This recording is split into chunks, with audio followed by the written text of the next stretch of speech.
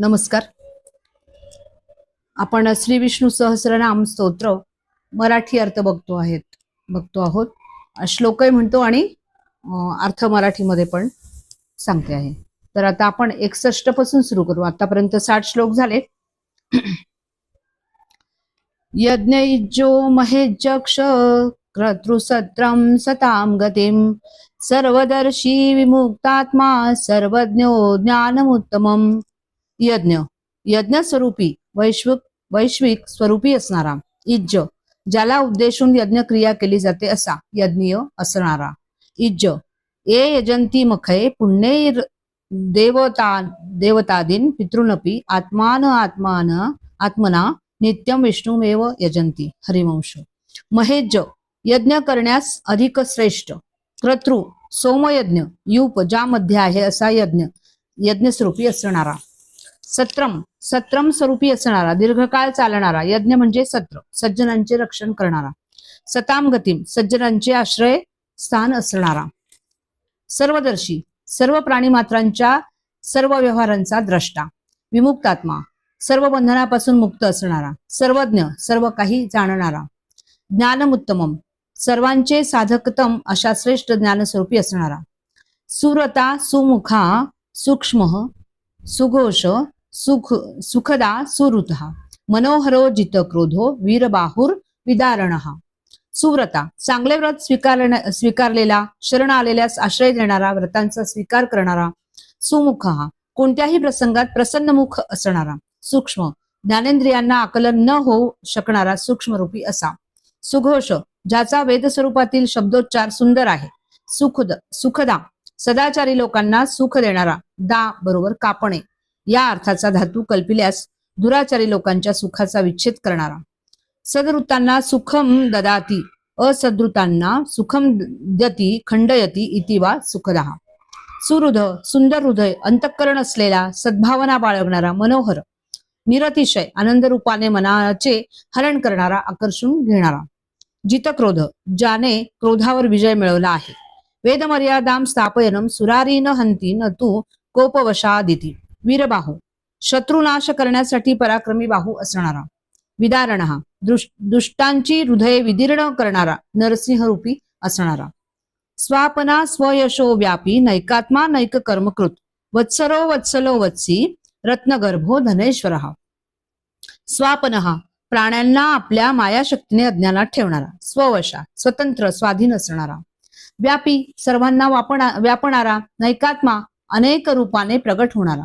नैक कर्मकृत अनेक कृत्ये करणारा. उत्पत्ती स्थिती लय इत्यादी. वत्सरहा सर्व काही ज्याच्यात राहते. वत्सलहा भक्तांविषयी प्रेमळ असणारा. वत्सी बालकांचे पालन करणारा. वत्स स्वरूपी प्रजेचे पालन करणारा. रत्नगर्भ अनेक रत्ने ज्याच्या उदरात आहेत अशा सागरासारखा. धनेश्वर संपत्तीचा स्वामी असणारा. धर्मी सदसत क्षरम अभिज्ञाता सहस्रांशु विधाता कृतलक्षण. धर्मग्रुप धर्माचे संरक्षण करणारा. धर्मकृत धर्माची स्थापना करणारा. धर्म निर्माण करणारा. धर्मी धर्मधारणा करणारा.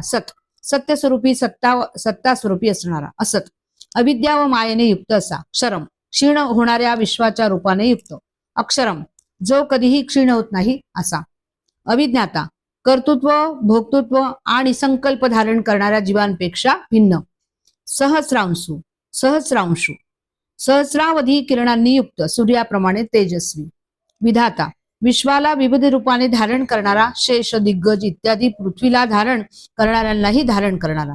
कृतलक्षण ज्याचे लक्षण शास्त्रीय ग्रंथात केले आहे. ज्याने श्रीवत्स इत्यादी चिन्हे धारण केली आहेत असे त्याचे लक्षण आहे.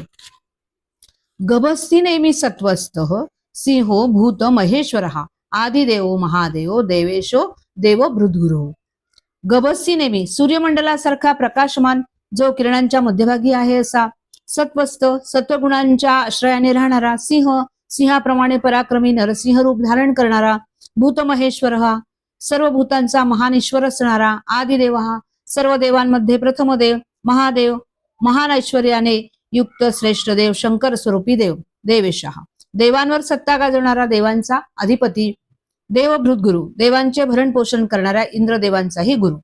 उत्तर गोपतिर्गोप्ता ज्ञानगम्य पुरातन शरीरभूत भोक्ता कपिंद्रो भूरिदक्षिण उत्तर सर्व बंधनांच्या पलीकडे नेणारा सर्वांपेक्षा श्रेष्ठ असा गोपती इंद्रियांचा स्वामी पृथ्वीचा स्वामी आणि गायीचा स्वामी गोप्ता सर्व प्राणी मात्रांचा रक्षण करता ज्ञानगम्य ज्ञानाने ज्याला जाणणे अशक्य आहे असा पुरातन प्राचीन काळापासून असलेला शरीरभूत भूत शरीर निर्माण करणाऱ्या पंचमहाभूतांनाही धारण करणारा भोक्ता विश्वातील सर्व पदार्थांचा उपभोक्ता सर्वांचे पालन करणारा कपिंद्र वानरांचा स्वामी राम कपी बरोबर 1 वानर 2 वराह वराहामध्ये श्रेष्ठ भूरिदक्षिण अत्यंत सावध बरीच दक्षिणा देणारा उदार सोमपो मृतपा सोम पुरोजित पुरुषोत्तम विनयो जय सत्यसंधो दाशार्य सात्वतानपती सोमपहा सर्व सोमयज्ञात सोमरसाचे पान करणारा अमृताचे पान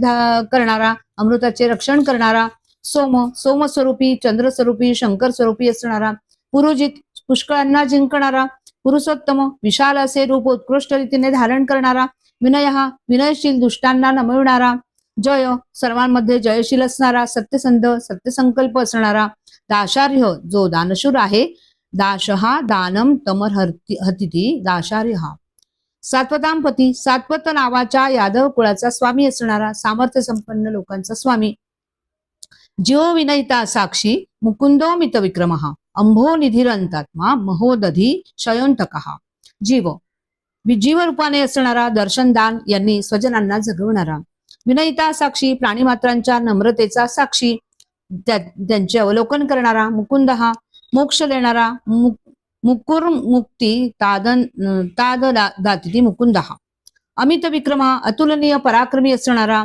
अंभोनिधी देव मनुष्य पितर असुरी ज्याच्या ठिकाणी राहतात समुद्र स्वरूपी असणारा अनंतात्मा कशानेही ज्याचा परिच्छेद करता येणार नाही अमर्याद असणारा महोदधिशय महासागरात शयन करणारा अंतकहा सर्व प्राणी मात्रांचा अंत करणारा अजो महार्य स्वभाव्यो जिता मित्र प्रमोदन आनंदो नंदनो नंद सत्यधर्मा त्रिविक्रम अजन्मा विष्णूपासून जन्मलेल्या कामस्वरूपी असणारा जो आपल्या स्वजनांचे मनोरथ पूर्ण करण्यासाठी त्यांच्याकडे जातो असा अजती बरोबर गच्छती महार्य अत्यंत पूजनीय असणारा मह पूजा तदर हत्वात महारह स्वाभाव्य अनंतत्व किंवा उत्पन्न न होणे हाच ज्याचा स्वभाव आहे असा जितामित्र अंतर्बाह्य शत्रूंना जिंकणारा प्रमोदन सर्वांना अत्यंत आनंदित करणारा आनंद स्वरूपी असणारा नंदन सर्वांना आनंदित करणारा सर्वाभिरूप पत्तीभी समृद्धो नंद सुखम वैषयिकम नाश्य विद्यते इतिवा आनंद नंद म्हणजे जो आपल्या रूपात आनंदित आहे असा आनंद असा विग्रह देखील शंकराचार्यांनी घेतला आहे भौतिक सुखाचा अभाव ज्याच्याजवळ आहे तो आनंद होय सत्यधर्मा ज्याचे सच्चिदानंद ज्ञान वैराग्य इत्यादी धर्म सत्य आहेत त्रिविक्रम 3 पावलांमध्ये संपूर्ण विश्व व्यापणारा महर्षी कपिलाचार्य कृतज्ञो मेदिनीपती त्रिपदश्री दशाध्यक्षो महाशृंग कृतांकृत महर्षी कपिलाचार्य सांख्यमताची प्रस्थापना करणारा कपिल हा विष्णूंचा एक अवतार होय कृतज्ञ निर्माण केलेल्या जगताचे ज्ञान असणारा मेदिनीपती पृथ्वीचा स्वामी असणारा त्रिपद 3 पावलांमध्ये विश्व व्यापणारा अग्नी हा त्रिपद आहे अग्निस्वरूप असणारा त्रिदशाध्यक्ष स्वर्गाधिपती इंद्ररूपी असणारा महाशृंग मोठे शिंग असणारा मत्स्यावतार मत्स्याच्या शिंगाला नौका बांधून मनूने जलप्रलयातून स्वतःचे रक्षण केले कृतांकृत निर्माण केलेल्या विश्वाचा प्रलय काळी अंत करणारा महावराहो गोविंद सुषेण कनकांगदी गुह्यो गभीरो गहन गुप्त चक्र गदाधर महावराह महान वराह रूपाने अवतार घेणारा गोविंद वाणीच्या द्वारा प्राप्त होणारा जितेंद्रिय पशूंना प्राप्त करणारा सुषेण ज्याची सेना सुंदर आहे परिवार सुंदर आहे असा कनकांगदी सर्वांची बाहुभूषणे परिधान करणारा कनकमयानी अंगदानी अश्य इति गुह्य उपनिषदांनीच कळत असल्याने रहस्यमय स्वरूप असणारा गभीर ज्ञान ऐश्वर्य बल वीर्य याद्वारा अगाध स्वरूप असणारा ज्याच्याजवळ पोहोचणे कठीण आहे असा गहन ज्याचे स्वरूप जाणणे कठीण आहे गुप्त मन बुद्धी व इंद्रिय यांनाही अनाकलनीय संरक्षित असणारा चक्र व गदा धारण करणारा त्मकम चक्रम बुद्धी तत्वामिकाम गदाः लोकरक्षणार्थ धारयतीति चक्र गदाधरा वेदा स्वांगो जितक कृष्ण दृढ संकर्षणोच्युतः वरुणो वारुणो वृक्षः पुष्कराक्षो महामना वेधा विधिनियम करणारा ब्रह्मदेव स्वरूपी असणारा स्वांग जे निर्माण करायचे आहे त्याचा अंगभूत असणारा निर्मिती स्वतःच रक्षण स्वतःच कारण असणारा अजितः अवतारांमध्ये कुणाकडूनही जिंकला न जाणारा कृष्ण श्यामल रंगाचा भक्तांच्या अंतःकरणास आकर्षून घेणारा दृढ स्वरूप सामर्थ्य यामध्ये दृढपणे स्थिर राहणारा संकर्षणोच्युत आकर्षून घेणारा कधीही न डळणारा संहाराच्या वेळी एकाच वेळी प्रजेला आकर्षून घेतो असा वरुण जलदेवता वरुण स्वरूपी सायंकाळी आपली किरणे आवरून घेणारा सूर्य स्वरूपी वारुण वरुणपुत्र अगस्ती किंवा वसिष्ठ रूपी असणारा वृक्ष वृक्षाप्रमाणे स्थिर असणारा पुष्कराक्ष कमळाप्रमाणे नेत्र असणारा महामना उदार अंतःकरणाचा भगवान बघा आनंदी वनमाली हलायुधा आदित्यो ज्योतिरादित्य सहिष्णुर गती सत्तमहा भगवान षडेश्वर संपन्न भग बरोबर धर्म यश श्री सौंदर्य ज्ञान व वैराग्य भगवान या 7 ऐश्वर्यांनी संपन्न असतो भगवान ऐश्वर्यश समग्रश धर्मश यशसा श्रिया ज्ञान वैराग्य योष्टे व षण्णाम भग इति रणा विष्णू पुराणामध्ये उत्पत्ती प्रलयम चैव भूतानामा गती गतिम वेत्ती विद्यामविद्या च वाचो भगवान इति विष्णू पुराणामध्ये भग हा प्रलयाचे वेळी ऐश्वर्यादींचा विनाश करणारा आनंदी सुख स्वरूपी असणारा तो आनंदी नंदाचा पुत्र तो नंदी वनमाली रानफुलांच्या माला धारण करणारा भूत तन्मात्र रूपी वैजयंती माला धारण करणारा हलायुध नांगर ज्याचे आयुध आहे अशा बलराम रूपी असणारा आदित्य आदितीपुत्र वामन रूपी असणारा ज्योतिरादित्य सूर्यमंडलाच्या प्रकाशात राहणारा ज्योतिस्वरूप आणि आदित्य स्वरूपी असणारा सहिष्णू सहनशील द्वंद्वांना सहन करणारा गती सत्तम सर्वश्रेष्ठ गती म्हणजे मुक्ती हे स्वरूप असणारा सुंदवा खंड परशुर दारुणो द्रविणप्रदहा दिविक स्पृक सर्व दृग्व्यासो वाचस्पतीर योनिजहा सुंदवा ज्याचे इंद्रियारूपी धनुष्य अत्यंत सुंदर आहे खंड परशु शत्रूचे तुकडे करणारा परशु ज्याच्या हातात आहे अशा परशुराम रूपी असणारा अखंड परशु असेही नाम घेणे शक्य आहे ज्याचा परशु अखंड आहे दारुणा सन्मार्ग विरोधकांबाबत कठोर असणारा द्रविणपद इच्छिलेले द्रव्य भक्तांना देणारा दिविस्पृक स्वर्गाला स्पर्श करणारा सर्व दृग्व्यास सर्व प्रकारच्या ज्ञानांचा विस्तार करणारा वेदांच्या शाखांचे विभाजन करणाऱ्या व्यासांच्या स्वरूपी असणारा वाचस्पतीर योनिजहा वाणीचा स्वामी व जन्मा असणारा सविशेषणम एकम नामम त्रिसामा सामगा साम निर्वाणम भेषजम भिषक